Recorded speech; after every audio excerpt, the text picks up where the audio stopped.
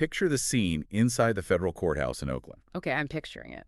It has been billed for months. Yeah. As, the absolute tech trial of the century. 3 full weeks of intense, bitter courtroom drama. A staggering $134 billion demand is sitting on the table. Which is just a wild number. Totally. 2 of the most famous, undeniably powerful tech billionaires on the planet are battling over the very future of artificial intelligence. A literal mountain of subpoenaed emails, private texts, and corporate journals has been dragged out into the public record. Right, all their dirty laundry. Exactly. The stakes are presented as existential for humanity itself. The closing arguments wrap up, the jury steps out to deliberate, and then what happens? The jury barely takes enough time to order lunch. No way. Seriously, they spend exactly 90 minutes looking at this absolute behemoth of a case before returning a unanimous total defeat to the world's richest man. Wow. Well, welcome to this deep dive. Today we are looking at a massive stack of legal reports, courtroom transcripts, articles from The Guardian, BBC, Law 360, and even some really sharp analysis from the r/local LM Reddit community. Yeah, that Reddit thread was fascinating. It really was.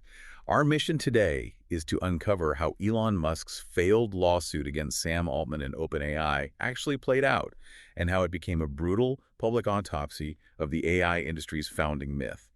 Okay, let's unpack this, because this lawsuit was pitched as Godzilla versus King Kong, but it ended up looking like a parking dispute. This is simultaneously impressive and completely ridiculous. It really is. I mean, the disconnect between the sheer scale of the rhetoric and the mundane reality of the verdict is jarring. Yeah, to say the least. We heard endless testimony about the fate of humanity and the terrifying potential of artificial general intelligence, or AGI. Yet to understand why a jury dismissed it all in under 2 hours, we really have to examine the 3 weeks of aggressive theater that preceded it. And the theater was relentless.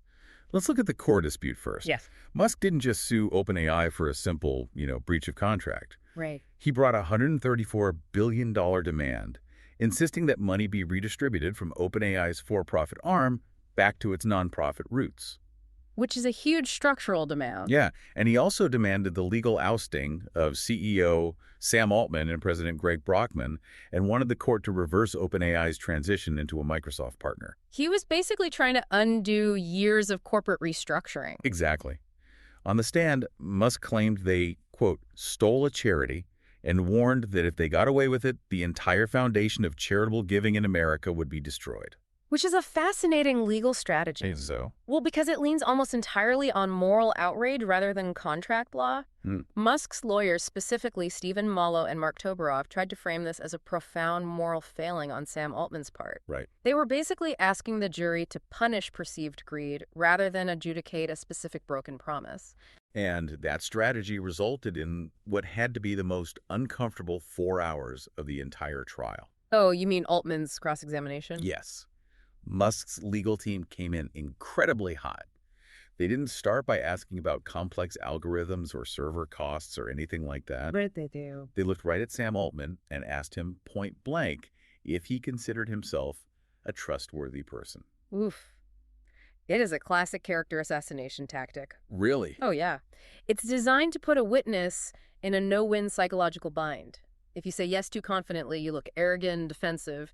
If you hesitate, you look guilty. And Altman fell right into the hesitation trap. His response was almost painfully awkward. What did he say? He said, "I believe so." Oh, no. Yeah. Immediately, the lawyers pounced on that crack in his composure, repeating, "You believe so." Altman had to quickly backtrack and just say, "Yes, but the damage is already done." Right, the jury definitely noticed that. And the plaintiffs doubled down by bringing up testimonies from his own former colleagues. Yeah, this part was wild. We heard about testimony from former CTO Mira Murati and from ex-board member Siobhan Zillis. And the sources note that Zillis actually shares 4 children with Musk, right? Yes, exactly. And Zillis testified that she had twice raised concerns about Altman's leadership. The jury also heard a pre-recorded testimony from another former board member who voted to oust Altman back in 2023. Right, the board drama. And that pre-recorded testimony directly accused Altman of fueling a toxic culture of lying. I have to admit, that is heavy stuff for a jury to sit through. But let me push back on this whole Musk as the savior of humanity narrative. Okay, let's hear it. If Musk was purely trying to protect a noble charity from a toxic leader, how do we square that with Altman's counter-testimony? Right, because Altman had a very different story. Yeah. Altman claimed under oath that when the company faced difficulties, Musk demanded absolute unilateral control. Altman even testified that when the co-founders asked Musk, if you have complete control, what happens to the technology if you die? And what did Musk say? Musk suggested maybe it should pass to his children. Wow. Yeah. How does that fit into a nonprofit mission? It doesn't, and that was the crux of Altman's defense. He explained to the jury that when the OpenAI team refused to hand over absolute control, Musk simply walked away. Just bailed. Yeah, Altman used the specific phrase that Musk left the nonprofit for dead before it ever had a chance to build anything meaningful. And Musk's own behavior on the stand certainly didn't help paint him as a calm, objective philanthropist. No, it did not. When OpenAI's lead counsel, William Savitt, was crossing him, Musk was aggressively combative. He straight up told the lawyers, "Your questions are designed to trick me." Right. The evidence presented suggested Musk only valued the open, collaborative mission as long as he was the sole person steering the ship. Which is a very different narrative. Exactly. The trial stripped away the philosophical debates about AI safety and revealed a very human, very bruising power struggle over control. But the public posturing in that courtroom is one thing. The real story didn't come out until they cracked open the private servers. Oh, the discovery phase. Yeah. The discovery phase of this trial unleashed a massive trove of DMs, emails, and private journals. There's a poster on the /local LLM Reddit community, a product manager who analyzes AI tools, and read every daily transcript of this trial. Dedication. Seriously. Their takeaway was that these internal emails completely destroyed the polished, "we are doing this for the good of humanity" veneer that OpenAI has projected for years. What's fascinating here is that the trial didn't ultimately decide who was morally right, but it absolutely exposed everyone's true motives. Definitely. The discovery process proved that neither side was running a pure charity. From day one, it was a panic-driven arms race against competitors, specifically Google's DeepMind. Right. Both Musk and Altman realized very early on that you cannot build artificial general intelligence in a garage. You need billions of dollars. Tens of billions, really. Yeah. But before we get to the numbers, can you explain the mechanics of that? Like, why does a software project require billions of dollars in funding? Sure. So building a large language model, or LLM, isn't like building an app for your phone where a few coders type on laptops. You are processing a significant percentage of all human text ever generated. Which is an insane amount of data. It's unfathomable. And to do that, you need massive clusters of specialized computer chips called GPUs. A single top-tier GPU can cost tens of thousands of dollars, and you need tens of thousands of them working simultaneously. Just to crunch the data. Exactly. Then you have to power them. Training a frontier AI model requires renting the equivalent of entire power plants and running them constantly for months. It is physical, heavy industry. Which explains why Altman knew he couldn't generate that compute power internally. That desperate need for hardware is exactly what forced him to knock on Microsoft's door. Right. And Microsoft's CEO, Satya Nadella, actually took the stand to confirm it. He admitted under oath that he had offered up to $29 billion to bring Altman and his core team to Microsoft during that brief window when Altman was ousted from OpenAI. Put that number in perspective for a second. $29 billion isn't an angel investment. It is the GDP of a small nation being mobilized just to secure a handful of elite engineers and their algorithms. It completely shatters the illusion of a scrappy nonprofit. Then there was the bombshell from OpenAI president Greg Brockman's private journal. Oh, this was a wild detail. Yeah. Just days after Brockman had personally assured Elon Musk that OpenAI would remain a dedicated nonprofit, he wrote an entry in his private journal asking himself, "What will take me to $1 billion?" And that entry became the anchor of Musk's legal argument. Of course it did. His lawyers presented that sentence to the jury as the ultimate smoking gun of betrayal and deception. I look at that $1 billion journal entry, and my immediate instinct is to think, wow, pure cartoonish greed. But am I missing the technical context here? What do you mean? Based on what you just explained about power plants and GPUs, is Brockman actually plotting to buy a private island? Or is this just the harsh reality of a founder waking up in a cold sweat, realizing the entry fee to compete with Google? It is almost certainly the latter, though it plays perfectly to a jury as the former. As we established, building frontier AI is currently the most capital-intensive endeavor in human history. Yeah. Brockman, looking for $1 billion, was really the bare minimum required to keep the lights on in those server farms. Well, wait, it gets better. While all this explosive evidence of billions of dollars and alleged betrayals is being presented to the jury, where is the plaintiff? That's right. Elon Musk skipped his own closing arguments. He wasn't even in the courtroom. He flew to China with Donald Trump instead. You can't make this up. No. OpenAI's lawyer actually pointed this out to the jury, saying Mr. Musk came to this court for exactly one witness, Elon Musk. Now he's in parts unknown. It speaks to the chaotic nature of the plaintiff. But it also highlights the absurdity of the proceedings. You have a case demanding $134 billion, and the person asking for the money doesn't even stay for the conclusion. Okay, but here's the thing. After 3 weeks of this grueling testimony, after seeing private journals, hearing about $29 billion backup plans, watching billionaires trade insults, and debating the moral future of humanity, the jury didn't rule on any of the ethical questions. Not a single one. They didn't decide if Altman was a toxic liar or if Musk was a control freak. No. They simply looked at the calendar. Exactly 90 minutes of deliberation. It's like playing a brutal 3-week-long game of emotional chess, sacrificing pieces, sweating over the board, only for the referee to blow a whistle and say, hey, you forgot to punch the time clock 5 years ago. Game over. The statute of limitations.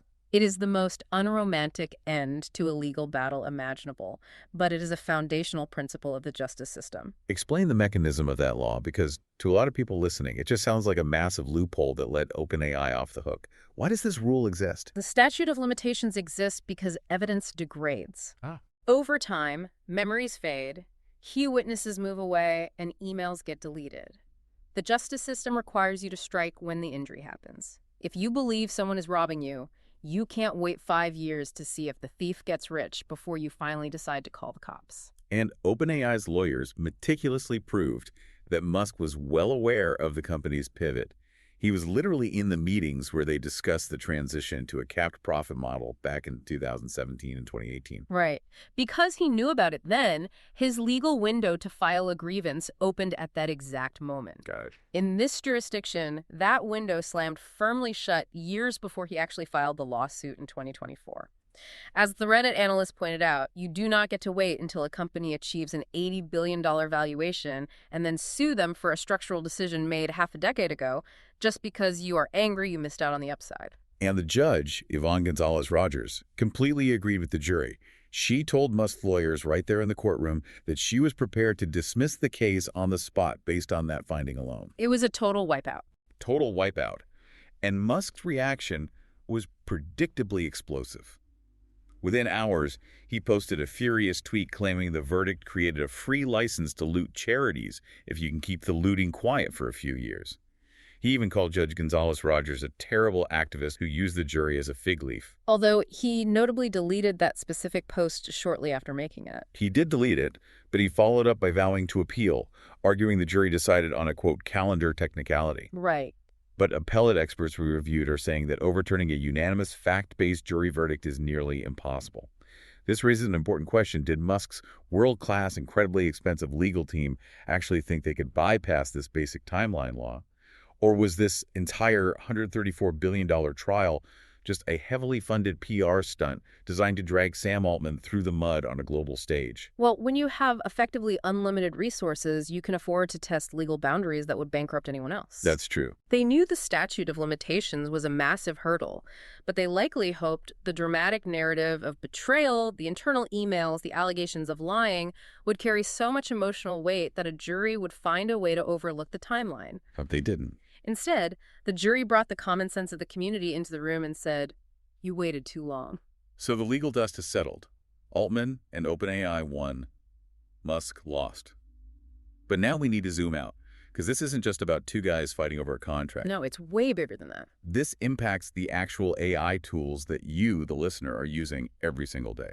First of all, OpenAI is now officially unlocked. For the past year, they've been trying to run a marathon while dragging a $134 billion anchor. And investors despise uncertainty. If they believe a company's assets might legally be seized or redistributed by a court order, they will freeze their funding. With that legal overhang removed, OpenAI is clearing the runway. We are now looking at a historic initial public offering, and financial analysts are projecting this IPO could value OpenAI at a staggering $1 trillion. $1 trillion. Yeah. And because they won the trial, they don't have to pretend to be a scrappy charity anymore. Before we move on, we should clarify what OpenAI actually is now, because it is not a traditional nonprofit, nor is it a standard corporation.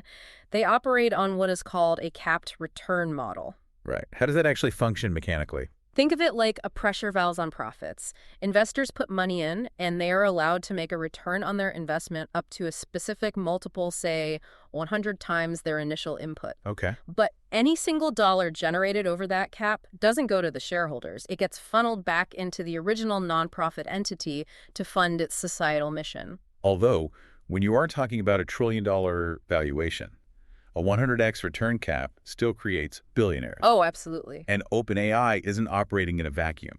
The real battle has moved from the courtroom to the open market, specifically against rivals like Anthropic. Anthropic is fighting fiercely for business clients right now. It is an all-out war between AI coding assistants. Anthropic has Claude Code, while OpenAI has Codex. And recent data actually showed Anthropic passing OpenAI in enterprise adoption for the first time. It is a neck-and-neck race to see who goes public first, because whoever hits the market first absorbs billions in institutional investor capital, leaving the runner-up fighting for scraps. And then, of course, there is the Musk factor. He couldn't win the legal battle to force OpenAI back to its roots, so he is retaliating in the market. Yeah, the consensus across the tech industry is that this courtroom defeat is going to act as rocket fuel for his own AI company, xAI, and their primary model, Grok. People expect him to dump unprecedented amounts of capital into training Grok out of pure spite.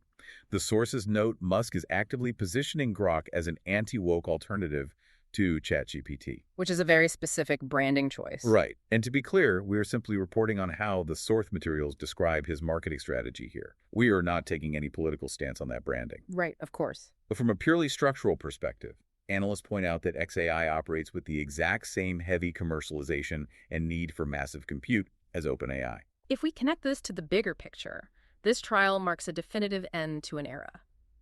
If anyone still believed that artificial general intelligence was going to be developed by a pure, open-source, humanity-first charity, the math presented in this trial proves otherwise. Yeah, the numbers just don't support it. The compute requirements, the server costs, the sheer price of elite engineering talent, it structurally prohibits a nonprofit model. We have officially entered the era of pure corporate AI warfare. What does this say about us as a society? I use these tools every day to summarize documents or generate code. I live that this tech exists, but also why?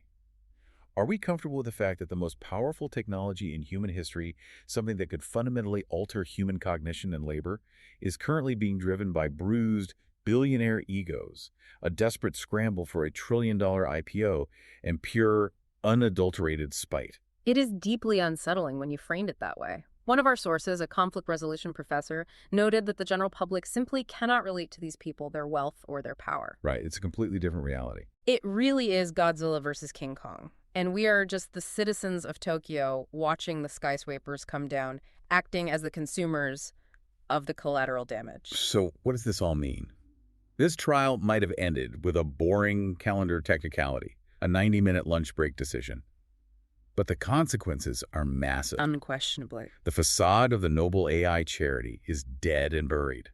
The trillion-dollar corporate AI race is accelerating at light speed without the pretense of holding back. The rules of engagement have been permanently altered, and the massive financial barriers to entry mean only a handful of mega corporations can even play the game. So the next time you log in to use a chatbot, or you have an AI assistant write a line of code for you, or you ask a large language model to summarize a PDF, just remember what you're actually interacting with. Right. You are touching the direct spoils of this exact high-stakes corporate warfare. It is the polished interface sitting on top of a brutal arms race. Which leaves us with a totally different and frankly massive question to ponder.